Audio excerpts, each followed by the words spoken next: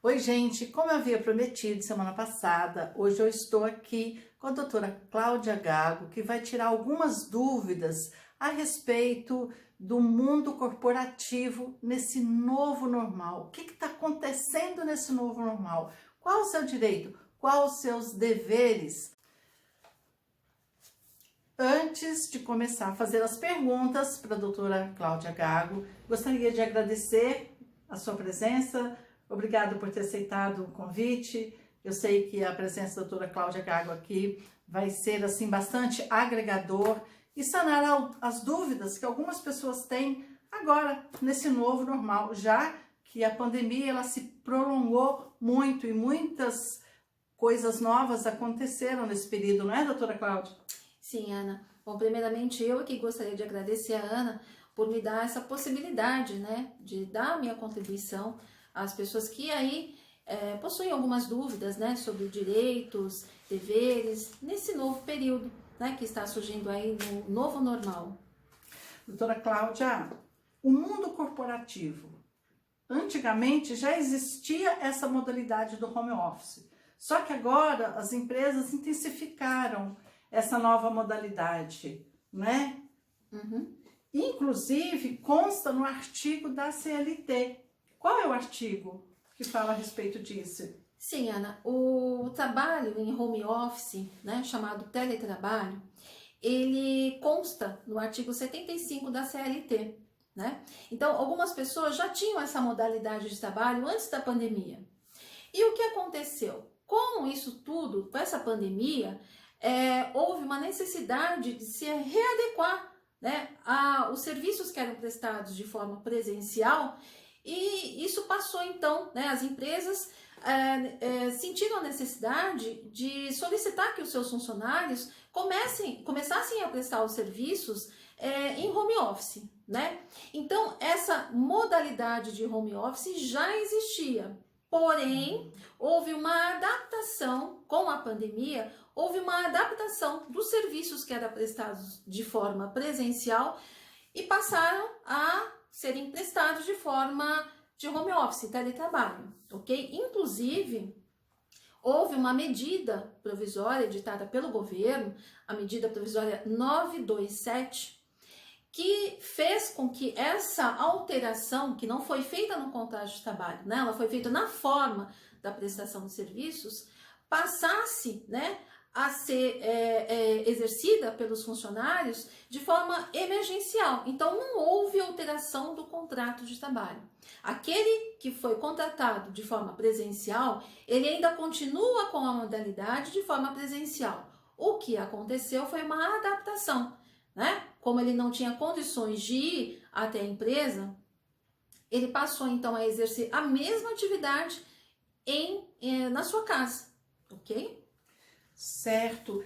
O que eu percebi, o que todos nós percebemos, é que a pandemia, a quarentena, ela foi se prolongando, né? Ninguém esperava que durasse tanto tempo. Exato. E com isso, tanto empresa quanto funcionário foram percebendo que não era de tudo ruim, que existiam alguns benefícios aí. Você gostaria de falar um pouco a respeito sobre os direitos, o que mudou, né? Por exemplo, a internet, não é? A energia, como que ficou isso? Ficou isso porque o profissional, ele passou a trabalhar em casa, então ele passou a ter essa despesa em casa. Eu gostaria que você falasse um pouquinho a respeito disso. Sim, Ana. Os profissionais que antes eram contratados já nessa modalidade de forma de home office, né? Quando o empregador fazia a contratação, esse empregador já exigia que ele tivesse algumas condições estabelecidas. Por exemplo, né, velocidade de internet, tivesse uma bancada onde ele pudesse atender o telefone, enfim. Como houve uma adaptação, né, o funcionário presencial, ele teve que levar o trabalho para fazer em casa. E óbvio que nem sempre ele tem uma internet com uma velocidade adequada ou desejada pelo empregador, né? Então, se o empregador, ele deseja que o funcionário tenha uma internet, por exemplo, mais rápida, ele vai ter que realmente arcar com os custos, né, do que ele deseja. Bom, mas o funcionário ele tem a internet, já tinha a internet em casa, ele já utilizava a luz, o telefone. O que muda? Não muda nada, ele vai continuar utilizando. O que ele pode fazer, o funcionário, é tentar conversar se houve realmente um aumento na despesa dele, por exemplo, de telefone, de luz, ele conversar com o empregador e dividir essas despesas, né? Ou se o empregador não, se o empregado não tinha nada, né? Não tinha, sei lá, um telefone fixo que ele pudesse lá atender os funcionários, não tinha uma bancada, não tinha uma internet com uma velocidade adequada para os serviços que ele está prestando, ele sim, o empregador ele tem que arcar, né, com essa adaptação. Então, por exemplo, ele vai levar uma bancada para a casa do funcionário, aquele equipamento vai ficar lá emprestado, digamos assim, né? Vai ficar a título de comodato. Quando acabar a pandemia, aquela bancada volta para a empresa. Então, mais ou menos é isso que mudou. Se o funcionário realmente teve um aumento nos custos, ele conversa e repassa esse aumento, mas isso obviamente tem que ficar aprovado, né? Se o empregador ele tem interesse em fazer com que o trabalho do empregador seja mais ágil, por exemplo, com uma internet que necessite de uma velocidade maior, isso implica custos, não é o empregado que vai arcar com esses custos. E qualquer funcionário que está hoje trabalhando em home office, se ele quiser continuar, qualquer funcionário, existe restrições? Ana, nós falamos, a princípio eu disse para vocês que essa modalidade de trabalho, né, de prestação de serviços, ela já era, né, feita, direcionada quando da contratação. O que houve agora foi uma adaptação. Então, digamos que alguns funcionários desejem continuar, né, prestando serviços, e isso pode realmente acontecer porque o funcionário que antes levava, por exemplo, né, 2 horas para chegar até o trabalho, mais 2 horas para voltar, ele percebeu que esse horário que ele estava em trânsito é um horário que ele está ganhando em qualidade de vida, ok? E que ele poderia estar produzindo, inclusive. Exato, né? E então, se houver um interesse entre o empregador e o empregado de manter essa modalidade agora, né, em home office, a alteração do contrato de trabalho deve ser feita. Tá? O funcionário não pode ficar trabalhando em casa porque ele quer mantendo, né, as mesmas condições de um funcionário que foi registrado, né, usando um termo mais claro, que foi registrado na forma presencial. Tá? Então, pode fazer essa alteração? Pode, mas desde que haja interesse do empregador, do empregado e façam essa alteração na modalidade de prestação de serviços. Antes presencial e depois, como eu disse, havendo interesse, na modalidade home office. Que seja feito de comum acordo, exato, né?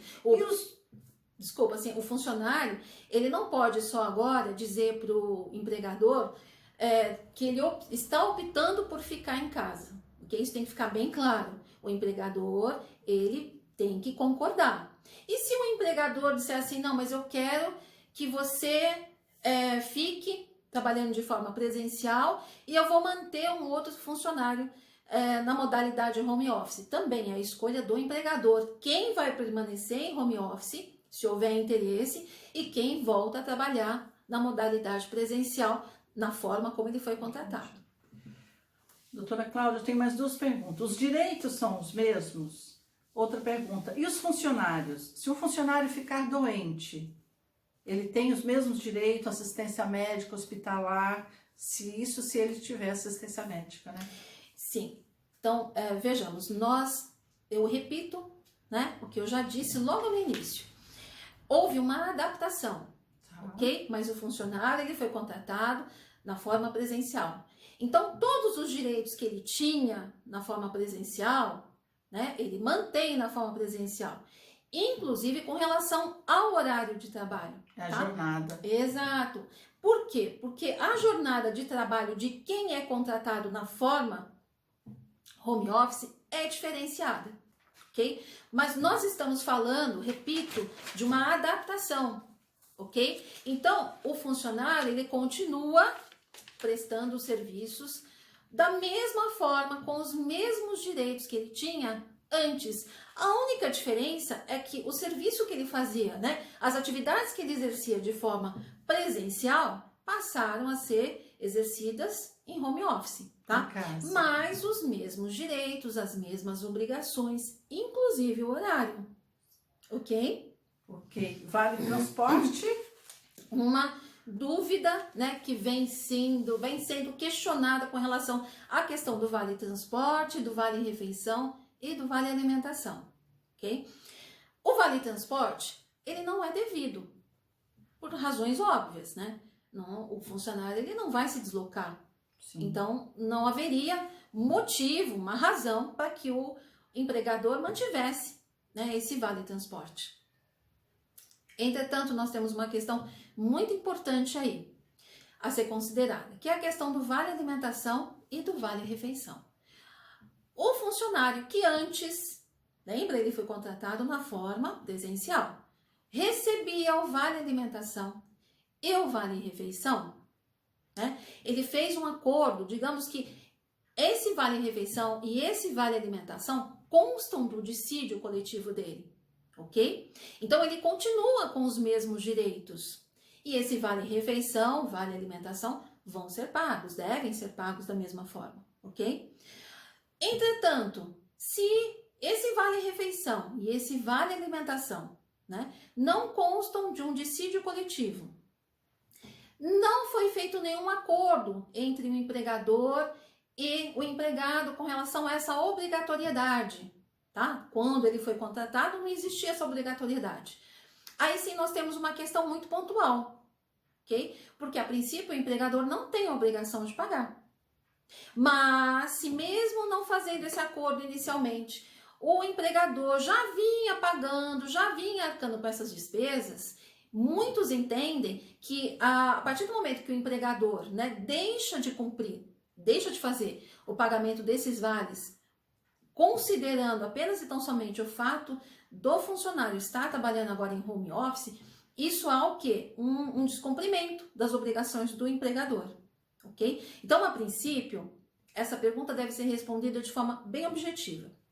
Consta do acordo coletivo? Consta. Então, não tem dúvida. O empregador continua com essa obrigação de pagar. Houve um acordo, não consta do acordo coletivo, mas houve um acordo individual antes que o empregador iria efetuar esse pagamento para o funcionário, então ele tem que manter esse pagamento agora, sob pena de, se não efetuar o pagamento, o funcionário, né, que se sentir prejudicado, ele vai poder buscar, né, uma decisão judicial, alegando que houve aí uma alteração nos direitos dele, né, mas durante esse período. Nada que uma boa conversa, né, Com certeza. não resolva. Não é? Sempre, né, para o empregador, para o empregado, sempre um acordo é muito melhor. Sai ganhando o empregado, sai ganhando o empregador. Com Ok? certeza. Agora, tem um outro assunto que, assim, comeu os neurônios de muita gente, porque, como eu já falei antes, nós não contávamos com essa quarentena tão prolongada. E aí, como é que ficou a situação dos aluguéis? As pessoas que pagam aluguel, as pessoas que moram de aluguel, como é que ficou a situação para o locador e para o locatário, uma vez que o locatário não conseguia pagar, honrar o seu compromisso, pagar o seu aluguel em dia? Como que foi negociado isso? Houve negociações?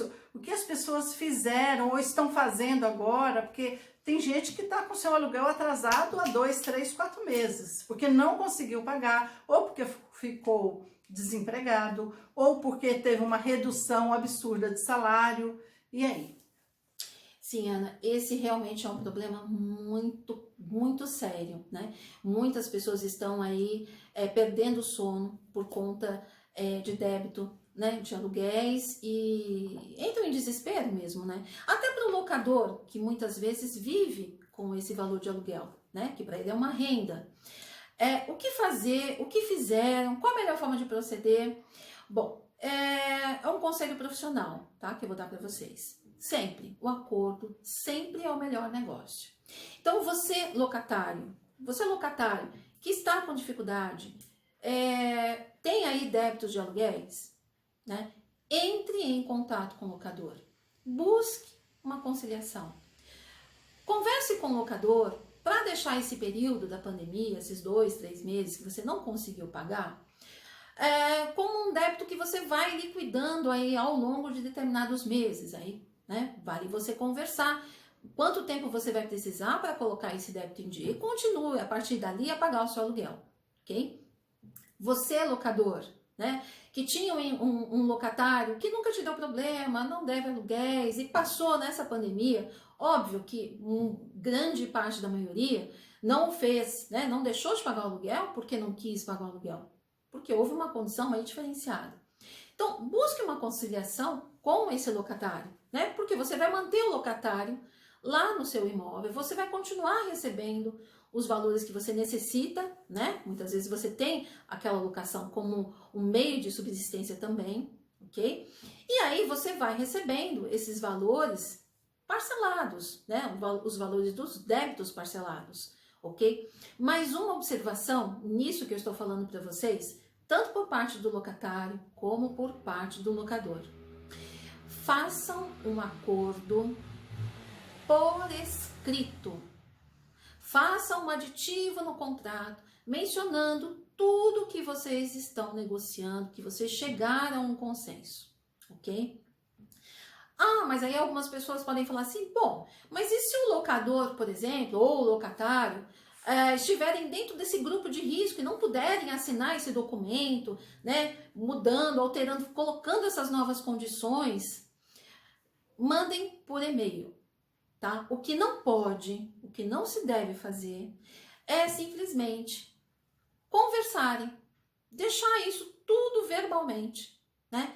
E ficarem tranquilos, ok? Porque isso pode sim causar um certo desconforto, né? Eu não falei isso, né? Você entendeu errado, sabe aquelas coisas? Não, eu disse isso de uma forma, você entendeu da outra. Quando tá por escrito, não tem interpretação, ok?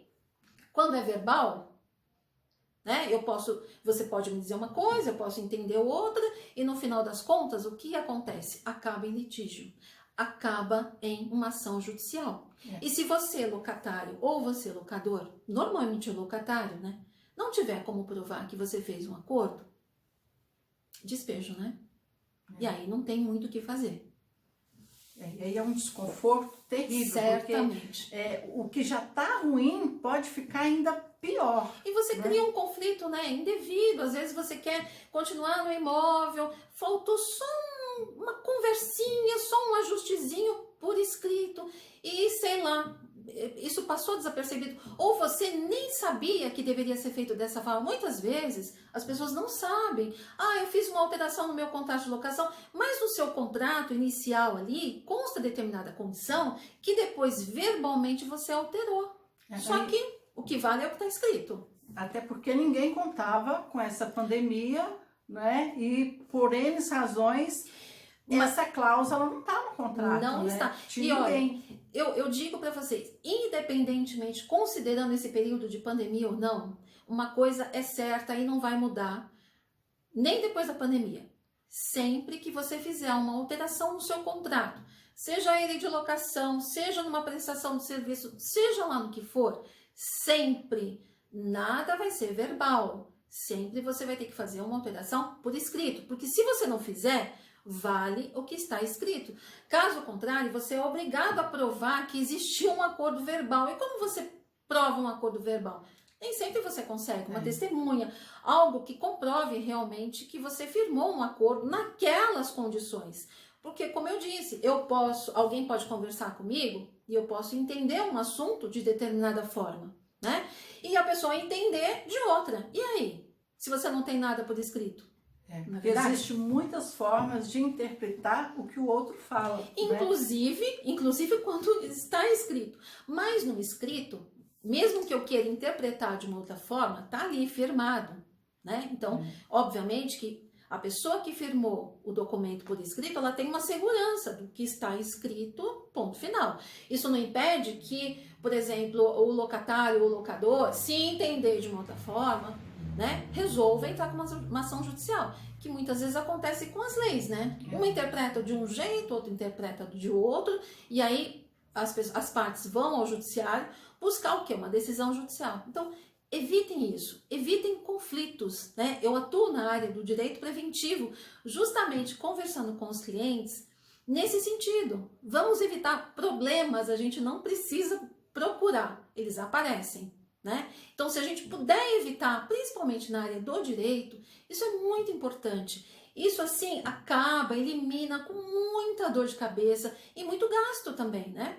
Porque tempo, tudo. Tempo, dinheiro, você tem que contratar um advogado, você tem custas do processo. Não é melhor fazer um acordo? Sim, muito melhor. Agora, dentro de tudo isso que você falou, tem o IPTU e quando mora em edifício tem o condomínio, né? Então, olha, os débitos, como eu falei, essa pandemia, ela não eximiu nenhum locatário dos pagamentos, dos seus deveres, das suas obrigações, né? Então, ele deve o aluguel, ele também deve o IPTU. Mas uma dica, você que está com problema com débitos em IPTU, que vocês podem tentar verificar é se no município que vocês moram, o prefeito, por exemplo, editou alguma medida que vai colocar esse período de IPTU, por exemplo, em parcelas, ou vai haver uma isenção, né? Então, se isso aconteceu no seu município, ótimo, você pode se aproveitar, né, dessa medida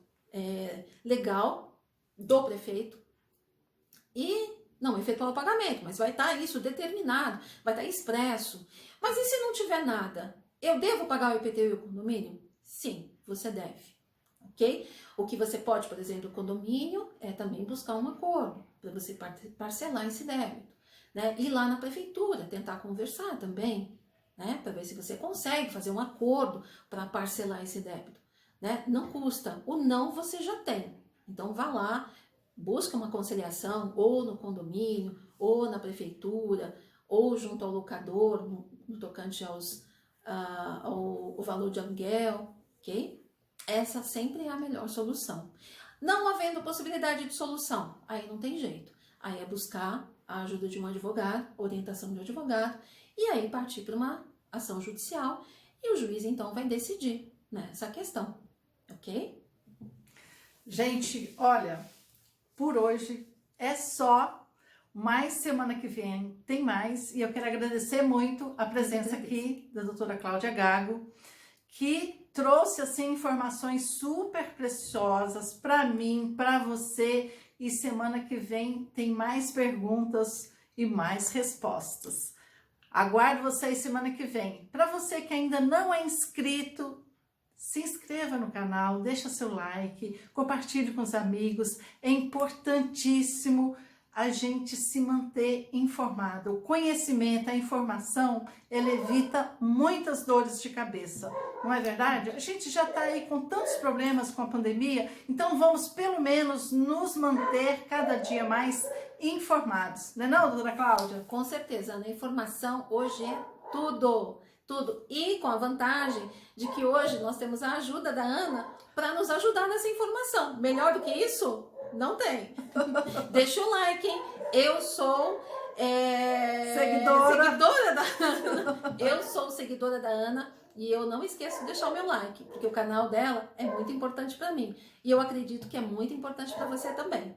Obrigada pelo carinho, obrigada por me seguir, obrigada por estar aqui. Gente, ó, um grande beijo. Até semana que vem. Tchau, tchau. Tchau.